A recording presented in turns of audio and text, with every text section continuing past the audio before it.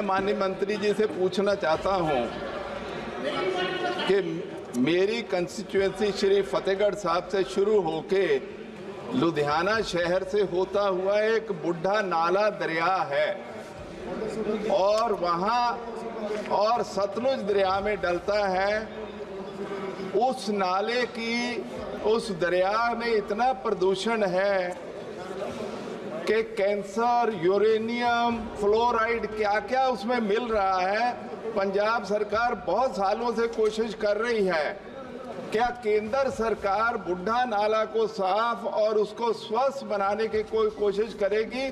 दूसरी बात, आपने पार्ट बी का कि केंद्र सरकार ने स्टडी कराई कि नहीं कराई एग्जाम्पशंस की, उसका आपने मंत्री जी जवाब नहीं दिया। क्या आगे आप स्टडी कराएंगे?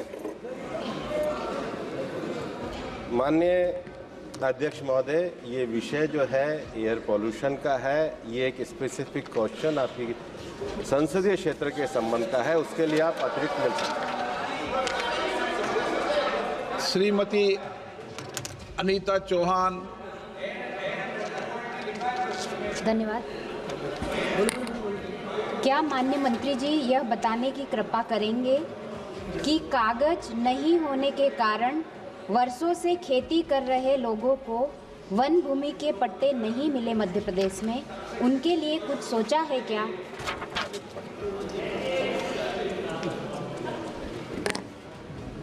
ये माननीय अध्यक्ष महोदय वन भूमि के पट्टों के संबंध का विषय है। माननीय सदस्य को मध्य प्रदेश सरकार के द्वारा वन भूमि के पट्टे उपलब्ध कराए जाते हैं और वो अगर वहाँ करेंगे तो ज़्यादा अच्छा होगा। और मध्य प्रदेश में सबसे बड़ी संख्या में वन भूमि के पट्टे उपलब्ध कराए गए हैं, सामने वालों को भी पता होना। Question number 289 Shri ji Kumar Nayak. Question number 289। Question number 289 sir. इधर है सर। माननीय मंत्री जी, विवरण सभा पटल पर। माननीय सदस्य। Thank you sir for the opportunity. अरे इनका sir. I am glad to hear from the Honorable Finance Minister that the banks in Karnataka are operating robustly and that the government's interest subvention is helping reduce farmers' interest burden by 3% for timely repayment.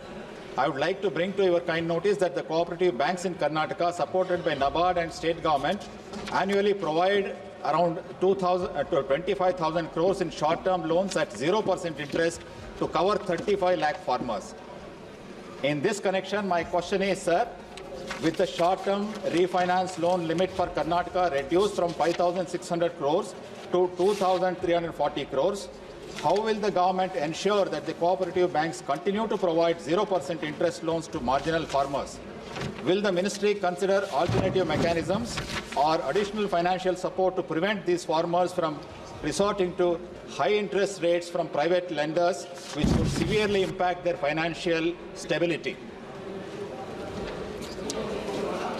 माननीय अध्यक्ष जी, माननीय सदस्य ने अपने उत्तर में ही प्रश्न में ही कहा कि कर्नाटका में सब कुछ ठीक चल रहा है। जहाँ तक मैं बताना चाहता हूँ कि 2023-24 में जहाँ कर्नाटका का किसी का अगर ग्राउंड लेवल क्रेडिट था वो 2.07% था और अगर देखें तो पिछले वर्ष की तुलना में करीब 18.26% की बढ़ोतरी हुई है। जहाँ तक कृषि लोन का सवाल है माननीय अध्यक्ष जी, अगर आप देखें तो जब से इस देश के यशस्वी प्रधानमंत्री नरेंद्र मोदी जी हुए हैं तो खेती किसानी पे विशेष फोकस उनका रहा है। अगर 2015 में देखें तो ग्राउंड लेवल क्रेडिट जो 2014 में 7.3 लाख करोड़ था, वहीं पर 24-25 में वो बढ़ करके 27.5 लाख करोड़ किया गया।